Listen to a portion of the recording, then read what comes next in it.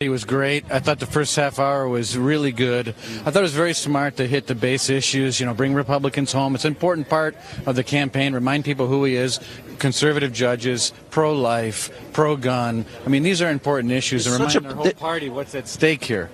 That's an important point, because there have been a lot of people in the Republican Party. I know you're in the middle of this, probably not a position you want to be in, but in many ways, they're not only not supporting him, they're more critical of Donald Trump than they are of Hillary. And Hillary's policies, as she espouses them tonight, just on the court, just on immigration, just on refugees, just on the economy, just on health care, so diametrically opposed. Why aren't they more on board? Look, I think it's important to remind everyone tonight. It was a very strong reminder in the first 20 minutes of the debate of what's at stake. And so I think that's really good for our party. Secondly, I thought he had great pivots. I mean, he kept reminding the people at home, look, foreign policy. You can talk about foreign policy all day long. Russia, wait a minute. What about the uranium deal? What about the fact that you made hundreds of thousands of dollars giving speeches to Russia? What about the Russian reset? She's disqualified on these issues. She had the position. She was Secretary of State. And what did she do when she was Secretary of State? Everything got worse. Yeah. She has no standing. And the line about you had 30 years, what did you accomplish? Well, I was in Arkansas and I was doing children's education. Well, we pay more per capita for education with the worst results. So, but the thing that stands out the most after tonight, putting all the clutter aside, is we have two very distinct, different visions for the future of this country.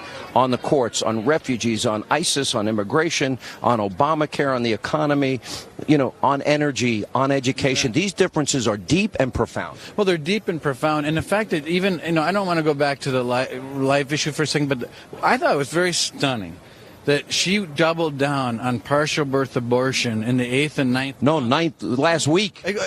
I mean, honestly, people can have differences of opinion here, and I'm very strong pro-life, and I get it. It's one of these issues in general elections sometimes people like to stay away from. But I'll tell you what, the fact that she came out and didn't actually say, that 8th or 9th month might be a little bit different. The fetus is viable. I was actually impressed because Trump knew the Heller case. Had details about the Heller case. And look, obviously that wouldn't be his wheelhouse as a businessman, not a lawyer. I was pretty impressed he knew. Of course, and most people out there, even smart business people, aren't sitting out there spouting off the Bill of Rights and talking about the amendment. Look, she hates the Second Amendment, but she loves the Fifth Amendment. So do all of her employees. They plead the Fifth all day long. It's her favorite amendment. That's what she's all about. What do you think of these new Project Veritas videos?